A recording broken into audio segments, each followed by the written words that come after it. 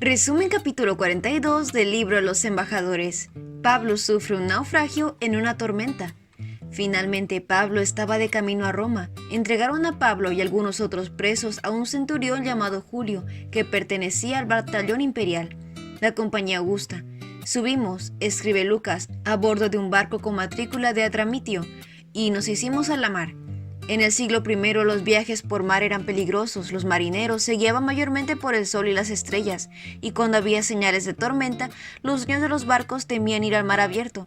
Durante una parte del año la navegación segura era casi imposible. El apóstol ahora tendría que soportar las experiencias difíciles de un preso durante un largo viaje a Italia. Aristarco voluntariamente compartió esa prisión de Pablo para que pudiese servirle en sus aflicciones. El viaje comenzó con prosperidad. Al día siguiente echaron anclas en un puerto en Sidón. Aquí, con mucha amabilidad, Julio le permitió a Pablo visitar a sus amigos para que lo atendieran. El apóstol apreció esto porque estaba débil de su salud. Partiendo de Sidón, el barco se enfrentó con vientos contrarios. En Mira, el centurión se encontró un gran barco de Alejandría que iba hacia Italia y transbordó a los prisioneros allí. Pero los vientos continuaban siendo contrarios. Lucas describe, durante muchos días la navegación fue lenta. Seguimos con dificultad a lo largo de la costa y llegamos a un lugar llamado Buenos Puertos. Allí se quedaron un tiempo, esperando vientos favorables. El invierno se aproximaba rápidamente y era peligrosa la navegación. La cuestión que debía decidirse ahora era si permanecer en Buenos Puertos o intentar llegar a un lugar más favorable donde invernar. Finalmente el centurión refirió esta cuestión a Pablo, quien se había ganado el respeto de los marineros y soldados. El apóstol Pablo aconsejó sin vacilar que se quedaran allí donde estaban. Veo que nuestro viaje va a ser desastroso y que va a causar mucho perjuicio tanto para el barco y su carga como para nuestras propias vidas. Pero el dueño del barco y la mayoría de los pasajeros de la tripulación no estaban dispuestos a aceptar ese consejo. Le aconsejaron que debían seguir adelante con la esperanza de llegar a Fenice y allí pasar el invierno. El centurión decidió seguir el juicio de la mayoría. Cuando comenzó a soplar un viento suave del sur, levaron anclas y navegaron junto a la costa de Creta. Poco después se nos vino encima un viento huracanado que venía desde la isla. El barco quedó atrapado por la tempestad y no podía hacerle frente al viento. Impulsado por la tempestad, el barco se acercó a la pequeña isla de Clauda y los marineros se prepararon para lo peor. El bote salvavidas, su único medio de escape, iba a remolque y corría peligro de ser partido en pedazos en cualquier momento. Su primer trabajo era subir ese bote a bordo. Se tomaron todas las precauciones posibles para preparar el barco a fin de que soportase la tempestad. La escasa protección que les brindaba la pequeña isla no duró mucho, y pronto estaban nuevamente expuestos a la completa violencia de la tormenta. La tempestad rugió toda la noche, el barco hacía agua, llegó la noche otra vez, pero el viento no amainó.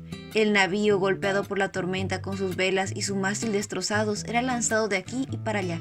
Parecía que los crujientes tablones cederían al balanceo del barco en medio de la tormenta. El agua entraba cada vez más y los pasajeros y la tripulación trabajaban continuamente para sacarla. Lucas escribe, como pasaron muchos días sin que apareciese el sol ni las estrellas, y la tempestad seguía arreciando, y perdimos al fin toda esperanza de salvarnos. Estuvieron 14 días a la deriva. El apóstol, aunque sufría físicamente, tenía palabras de esperanza para la hora más oscura y una mano ayudadora en cada emergencia. Clamó con fervor a Dios para que les perdonara la vida y su petición fue concedida. Aprovechando que la tempestad se había calmado, Pablo se paró en la cubierta y dijo: «Los exhorto a cobrar ánimo, porque ninguno de ustedes perderá la vida, solo se perderá el barco». Anoche se me apareció un ángel de Dios a quien pertenezco y sirvo y me dijo: «No tengas miedo, Pablo, tienes que comparecer ante el emperador y Dios te ha concedido la vida de todos los que navegan contigo. Así que ánimo, señores. Confío en Dios que sucederá tal y como se me dijo. Sin embargo, tenemos que encallar en alguna isla». Ante estas palabras, los pasajeros y la tribulación se despertaron de su apatía. Debían poner todos sus esfuerzos en evitar la destrucción. En la 14ª noche de ser presa de las negras olas, a medianoche los marineros oyeron el ruido de los rompientes. Temiendo que fuéramos a estrellarnos contra las rocas, escribe Lucas, echaron 4 anclas por la popa y se pusieron a rogar que amaneciera.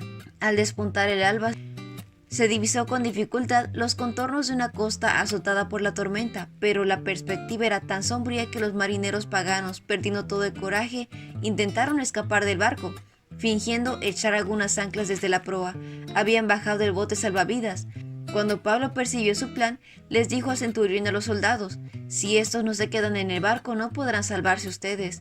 Los soldados inmediatamente cortaron las amarras del bote salvavidas y lo dejaron caer al agua. Aún no había llegado la hora más crítica.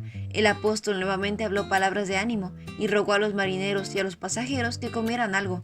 Tomó pan y dio gracias a Dios delante de todos. Luego lo partió y comenzó a comer. Luego la compañía de 275 personas, cansadas, desanimadas, que si no hubiese sido por Pablo hubiese desesperado, se unió al apóstol para comer. Una vez satisfechos, aligeraron el barco echando el trigo al mar.